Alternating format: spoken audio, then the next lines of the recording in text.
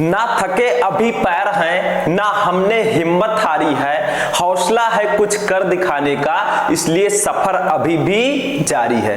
Hello students, welcome back to my channel Shubham lecturer, myself Shubham Goswami. आज का ये video उन सभी स्टूडेंट्स के लिए है जो इस बार 12th में है और जिनको बोर्ड एग्जाम 2023 देना है। देखिए स्टूडेंट, ये वीडियो बहुत ज्यादा इंपॉर्टेंट है क्योंकि आपका बोर्ड एग्जाम बहुत ज्यादा नजदीक आ चुका है।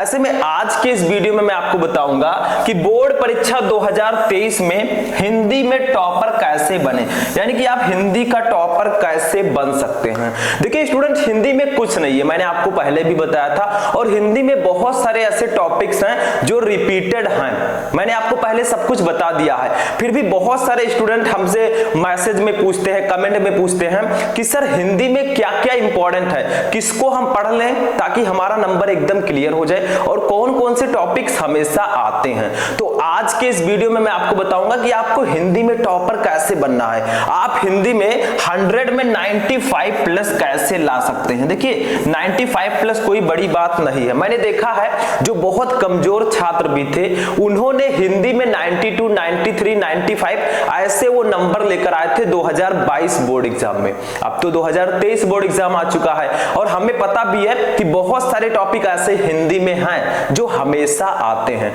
वो सब कुछ मैं इस वीडियो में बताऊंगा, और आपको हिंदी की तैयारी कैसे करनी है, कितने घंटे हिंदी को पढ़ना है, क्या क्या पढ़ना है, सब कुछ मैं बताऊंगा क्योंकि अब आपके पास समय नहीं है। ठीक है, तो चलिए आज के इस वीडियो को स्टार्ट करते हैं। बोर्ड परीक्षा 2023 में हिंदी का टॉपर कैसे बने। अब की बार हमें हिंदी में 95 प्लस पार करना है। देखिए हमें सभी सब्जेक्ट को लेकर चलना है, हिंदी के साथ जो बाकी सब्जेक्ट हैं उसको भी हमें साथ में लेकर चलना है, लेकिन ये वीडियो मेनली हिंदी वालों के लिए है। तो सबसे पहले आप लोग इस वीडियो को लाइक कर दीजिएगा, चैनल पर नए चैनल को भी सब्सक्राइब कर लीजिएगा, और एक बात हमेशा याद रखिएगा। क्या, चलिए देखते हैं। देखिए सबसे पहले एक चीज याद रखिएगा कि जब भी आप पढ़ाई करने बैठे, ये लाइन आपके लिए बहुत ही बहुमूल्य लाइन है। ठीक है, इसको ध्यान से समझिए। देखिए जब भी पढ़ाई करने बैठे ये सोचें कि आखिरी बार पढ़ रहा हूं, कल मेरा एग्जाम है।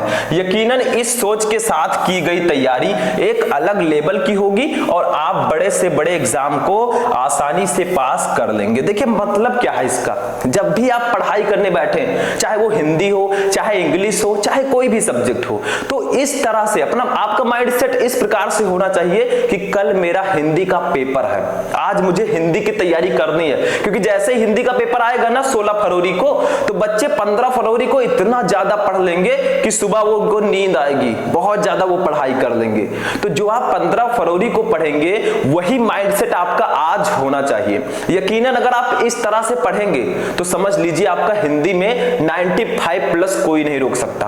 बस आपका माइंडसेट कैसा है, आप अपने टाइम को कैसे यूज कर रहे हैं, ये मायने रखता है। तो ये लाइन बहुत कीमती है आप लोगों के लिए। जब भी पढ़ो तो ऐसे पढ़ो कि कल मेरा हिंदी का पेपर है, आज मुझे पढ़ाई करना है, केवल आज मेरे पास टाइम है। ठीक है, चलिए स्टार्ट करते हैं इस वीडियो को। ये तो था कुछ लाइंस जो आपके लिए जरूरी था। ठीक है, चलिए आगे देखते हैं।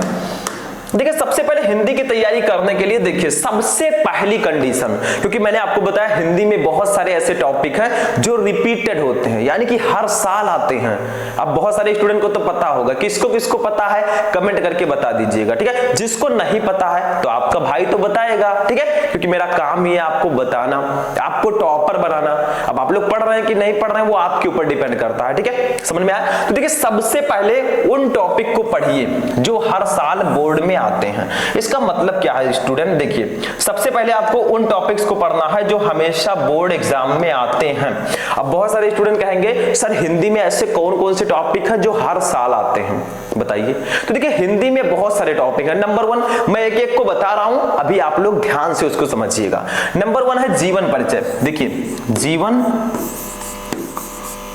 परिचय, जिसको आप साहित्यिक परिचय भी बोल सकते हैं। 12th वालों को मैं बता रहा हूं, तो 12th में साहित्यिक परिचय आता है, जीवन परिचय इसको प्यार से बोलते हैं। उसके बाद में है कहानी, कहानी, ठीक है। उसके बाद में है खंड काव्य। क्या है? खंड काव्य, ठीक है। उसके बाद में एक चीज और क्लियर रहता है, उसको भी मैं बता देता हूं। उसके बाद में है संस्कृत गद्यांश, संस्कृत गद्यांश, ठीक है। संस्कृत में जो गद्यांश आता है, गद्यांश भी है और इसमें पद्यांश भी है, तो पद्यांश को भी मैं साथ में ले लेता हूं, ठीक है। पद्यांश इसको मैंने ले लिया स्टूडेंट। अब एक चीज और है जो हर साल आता है, वो तो सभी को पता होगा, बताइए कितने लोगों को पता है, वो है रस छंद अलंकार। रस छंद अलंकार, ठीक है। ये भी टॉपिक बोर्ड एग्जाम में हर साल आता है। अब देखिए इतने टॉपिक ऐसे हैं हिंदी में जो हमेशा आते हैं, ऐसा कोई साल नहीं है जिसमें ये आया ना हो। अब आप लोग कहेंगे सर टॉपिक तो आपने बता दिया, बट इसमें आता क्या है ये कौन बताएगा, ठीक है। कोई दूसरा नहीं, हम ही बताएंगे आपको। देखिए यहां पर जीवन परिचय जो है स्टूडेंट, जीवन परिचय ध्यान दीजिएगा मैं जो बोल रहा हूं, ठीक है। जीवन परिचय जो है आपके बोर्ड एग्जाम में 10 नंबर का आता है। जीवन परिचय में लेखक का जीवन परिचय और कवि का जीवन परिचय आता है। लेखक का मैंने आपको बताया था, आप वासुदेव सरल अग्रवाल का पढ़ लीजिए, हजारी प्रसाद द्विवेदी का पढ़ लीजिए, ठीक है। और एक और है उसको पढ़ लीजिएगा। बाकी ये दोनों जरूर पढ़ना है, वासुदेव सरल अग्रवाल और हजारी प्रसाद द्विवेदी जी का 12th में, ठीक है। अगर ये दो जीवन परिचय पढ़कर जाएंगे आपका 5 नंबर क्लियर रहेगा। अब हिंदी पद्य में कौन सा आएगा, यानी ये कवियों का जीवन परिचय, तो देखिए उसमें मैंने आपको बताया था जयशंकर प्रसाद, महादेवी वर्मा, अयोध्या सिंह उपाध्याय, हरियोध, ठीक है। ये तीनों आपको पढ़ लेना है। अगर ये तीनों आप पढ़कर जाएंगे 10 नंबर क्लियर रहेगा। देखिए जो मैं बोल रहा हूं, ये बाड़ी अगर आप सुन रहे हैं, ये आवाज सुन रहे हैं, तो उसको एकदम नोट कर लीजिएगा, क्योंकि नहीं पढ़ेंगे तो बोर्ड में वही आएगा, फिर आप पछताएंगे कि सर ने तो बताया था हमने नहीं पढ़ा। गलती किसकी है, गलती आपकी ही होगी, ठीक है। तो जो मैं बोल रहा हूं उसको पढ़िए तभी काम होगा। बोलकर सुन लेंगे, इधर से सुना इधर से निकाल दिया, फायदा क्या है, फिर नो बेनिफिट, ठीक है, फिर नंबर भी कम हो जाएगा। दूसरी चीज कहानी, कहानी में देखिए मैंने बताया था 5 नंबर का आता है। इसमें आप पंचलाइट कहानी और बहादुर कहानी को पढ़ लीजिए, 5 नंबर क्लियर। यानी कि पंचलाइट कहानी का सारांश और उद्देश्य पढ़ लीजिए, बहादुर कहानी का सारांश और उद्देश्य पढ़ लीजिए, बस 5 नंबर क्लियर, कुछ है ही नहीं। तो कहानी जब आप 2 छोटे छोटे कहानियों को नहीं पढ़ सकते फिर क्या पढ़ेंगे। जो कुछ भी मैं बता रहा हूं सब कुछ मैं पढ़ा चुका हूं। आप लोग सर्च करेंगे पंचलाइट कहानी का सारांश शुभम लेक्चरर वीडियो आ जाएगा, और बहादुर कहानी का सारांश शुभम लेक्चरर वीडियो आ जाएगा, ठीक है। उसको 12-12 लाख बच्चों ने देखा है। अब आप भी उसी में से होंगे, बहुत सारे अच्छे देख चुके होंगे, ठीक है। उसके बाद में आप कुछ भी सर्च करेंगे, जैसे आप जीवन परिचय में सर्च करेंगे महादेवी वर्मा का जीवन परिचय शुभम लेक्चरर वीडियो आ जाएगा। कोई भी टॉपिक सर्च कीजिए, पीछे हमारे चैनल का नाम बोल दीजिए, वो वीडियो आपके सामने आ जाएगा, ठीक है। तीसरी कंडीशन देखिए, खंड काव्य में देखिए ये 5 नंबर का आता है, ये आपके जिले के अनुसार होता है। जैसे यूपी में आप किस जिले से हैं, जैसे मैं हूं गोंडा से, ठीक है, गोंडा अपने नाम सुना होगा अयोध्या के पास, तो मैं यहां से हूं, तो हमारे यहां तो त्यागपथी है। अब आप लोग यूपी में अलग जिले से हैं, बाकी सब तो सेम आता है, सिर्फ खंड काव्य अलग अलग लगभग होता है। कुछ जिलों को एक में कनेक्ट कर दिया गया, जैसे हमारे साथ 2-4 जिले और ऐसा नहीं है कि सिर्फ हमारे ही जिले में त्यागपथी है, सब में ऐसा है। अब किसी में रश्मि रथी होगा, किसी में श्रवण कुमार होगा, तो खंड काव्य आपको अपने अकॉर्डिंग पढ़ना है, ठीक है। क्योंकि मैं मान लीजिए अभी रश्मि रथी पर बना दूं या त्यागपथी पर बना दूं, आपके जिले में ना हो तो प्रॉब्लम हो जाएगी, ठीक है। बाकी सब टॉपिक सेम रहेंगे, सिर्फ खंड काव्य चेंज रहेगा, मतलब रहेगा सब, लेकिन आपको अपने जिले वाला खंड काव्य लिखना होगा, ठीक है। ये ध्यान में रखिएगा। आप कितने लोग हमारे जिले से हैं, गोंडा से, वो कमेंट करके बताइएगा, ठीक है। समझ में आया तो, ताकि मुझे भी लगे कि हमारे आसपास के बच्चे भी पढ़ रहे हैं। उसके बाद में देखिए आता है संस्कृत गद्यांश या पद्यांश। देखिए संस्कृत गद्यांश 7 नंबर का, संस्कृत पद्यांश 7 नंबर का, यानी कि 14 नंबर का टोटल आता है। अब देखिए संस्कृत गद्यांश किस चैप्टर से आते हैं, मैंने आपको पहले बता दिया था, किससे, संस्कृत भाषायां महत्वम, पंचशील सिद्धांता, महामना मालविया, ये 3 चैप्टर आप पढ़कर जाएंगे। 7 नंबर, 5 और 2 7, आपका कहीं नहीं जाएगा। कौन कौन से चैप्टर, संस्कृत भाषायां महत्वम, महामना मालविया और पंचशील सिद्धांता, ठीक है। ये 3 चैप्टर पढ़ लीजिएगा, क्योंकि ये सबसे ज्यादा इंपॉर्टेंट चैप्टर है। यकीन मानिए अगर इन 3 चैप्टर को पढ़कर जाएंगे 7 नंबर आपका आपके हाथ में होगा। अब पद्यांश पर आते हैं, पद्यांश, ठीक है। पद्यांश आता है, पद्यांश में क्या होता है, श्लोक दिया जाता है। अब आप 12th में आपको पता है कि श्लोक सिर्फ आपके एक ही चैप्टर में है सबसे ज्यादा, वो कौन सा चैप्टर है, सुभाषित रत्नावली। अगर आपने सुभाषित रत्नावली चैप्टर के जितने भी श्लोक है उसका हिंदी मीनिंग अच्छे से पढ़ लिया तो 7 नंबर आपके हाथ में होता है। फिर भी बच्चे गलती कर देते हैं, उसमें से 2-4 श्लोक छोड़ देंगे तो प्रॉब्लम हो जाएगी, पूरा श्लोक पढ़ डालिए। और एक आध चैप्टर ऐसा और भी है, जैसे जातक कथा है, उसमें सिर्फ एक श्लोक है, उसको भी पढ़ लीजिएगा, ठीक है। क्योंकि श्लोक 2 आएंगे, आपको करना 1 होगा, तो आप सुभाषित रत्नावली के पढ़ लीजिए, और बाकी जो चैप्टर है उसके नीचे एक आध श्लोक दिए गए हैं उसको भी पढ़ लीजिएगा। तभी काम बनेगा। ठीक है, फ्री में नंबर नहीं मिलेंगे, थोड़ा बहुत तो पढ़ना पड़ेगा आपको। जो बच्चे बिल्कुल कमजोर हैं वो भी जितना मैं बता रहा हूं इतना पढ़ लेंगे, उनका 50 नंबर 40 नंबर क्लियर हो जाएगा, कहीं नहीं जाएगा।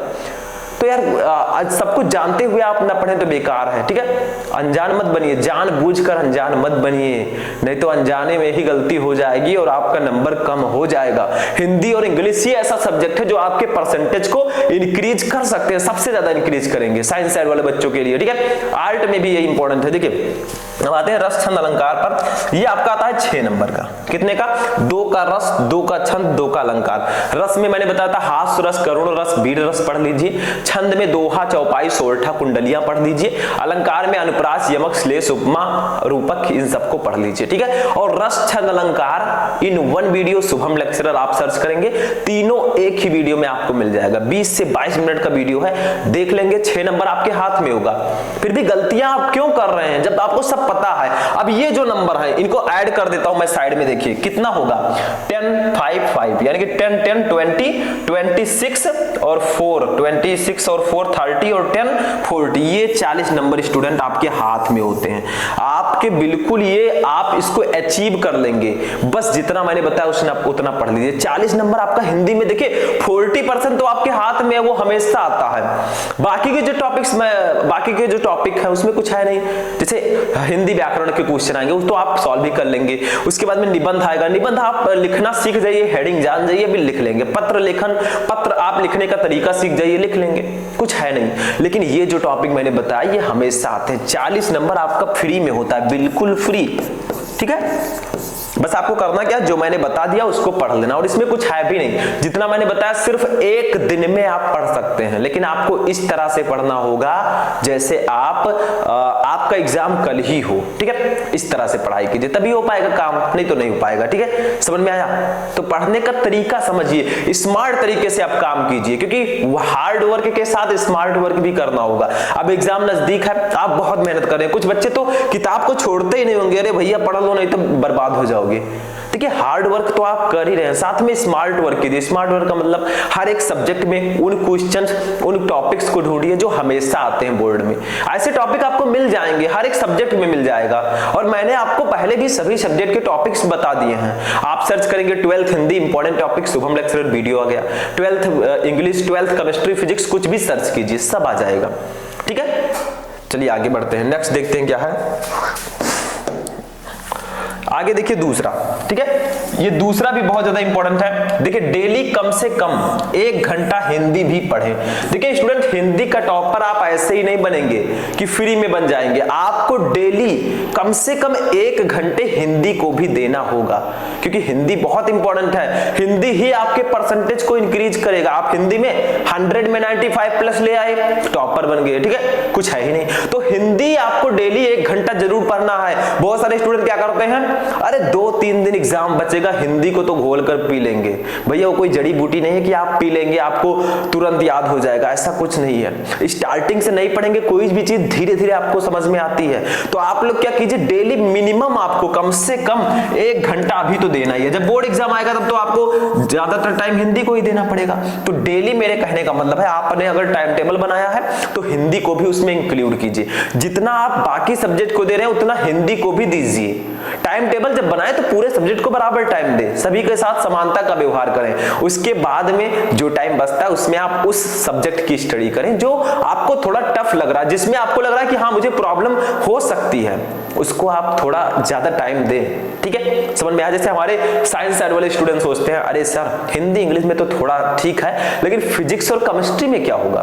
तो फिजिक्स केमिस्ट्री आप ज्यादा टाइम दीजिए उसको, लेकिन जब भी टाइम टेबल बनाए उसमें सभी सब्जेक्ट को इंक्लूड करें, क्योंकि सभी आपके बराबर नंबर के होते हैं। किसी के साथ 2 तरह का व्यवहार मत करें, सबके साथ समानता का व्यवहार करें, तभी आपको नंबर अच्छा मिलेगा। ठीक है, आगे बढ़ते हैं। तीसरा देखिए क्या है स्टूडेंट, तीसरा है क्वेश्चन बैंक भी पढ़ें। देखिए स्टूडेंट, बोर्ड एग्जाम के जो लास्ट वाले दिन होते हैं, लास्ट 15 दिन, लास्ट 10 दिन, उसमें जो सबसे बड़ी, सबसे ज्यादा हेल्पफुल आपके लिए होती है वो होता है क्वेश्चन बैंक। ठीक है, क्वेश्चन बैंक का मतलब क्या, देखिए क्वेश्चन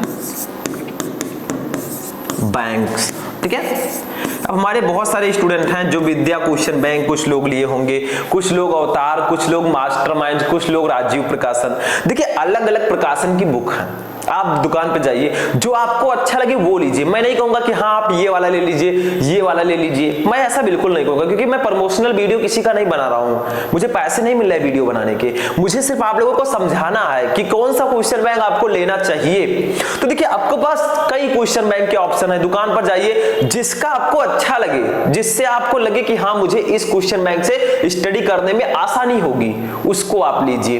ठीक है, किसी को फोर्स मैं नहीं करूंगा कि हाँ आप इसको लीजिए, इसको मत लीजिए, क्योंकि मुझे किसी से ना तो दुश्मनी है ना ही किसी से दोस्ती है। ठीक है, आपको जो अच्छा लगे वो लीजिए, लेकिन मेरे कहने का मतलब है जो एग्जाम के लास्ट वाले दिन होते हैं उसमें क्वेश्चन बैंक बहुत बड़ा काम करता है आपका, बहुत ज्यादा यूजफुल, बहुत ज्यादा हेल्पफुल आपके लिए होता है।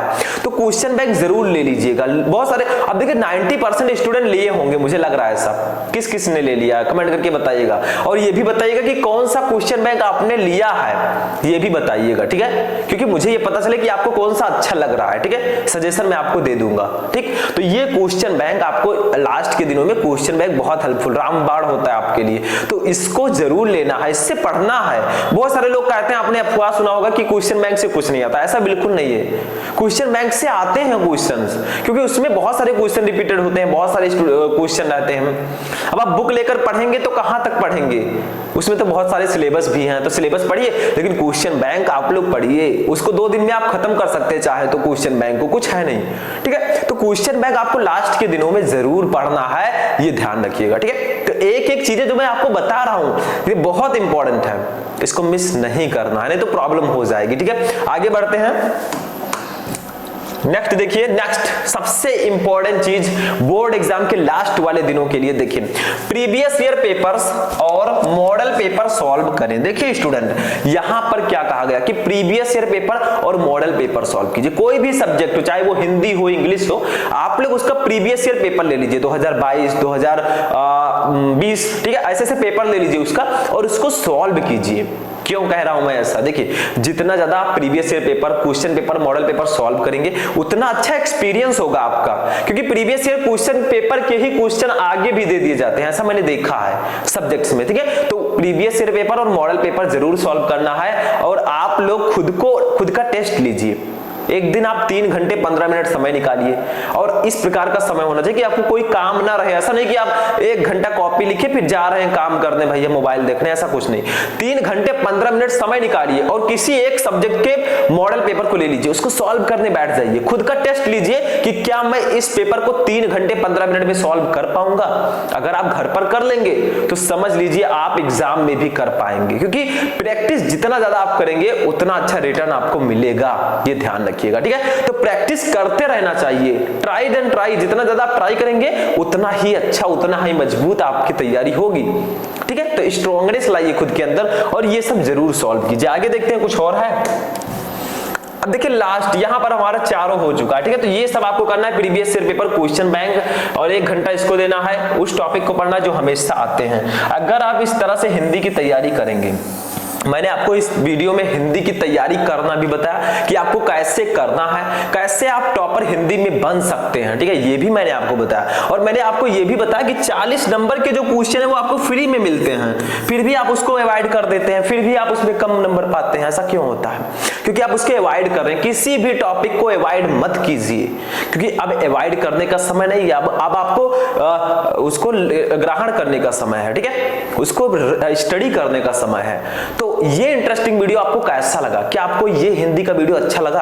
अगर हाँ, तो अगर आपको ऐसे ही इंग्लिश का भी वीडियो चाहिए तो इस वीडियो को ज्यादा से ज्यादा लाइक कीजिएगा, चैनल पर है चैनल को सब्सक्राइब कर दीजिएगा, और इस वीडियो को अपने दोस्तों के साथ भी शेयर कीजिएगा ताकि उसको भी इसका बेनिफिट मिल सके।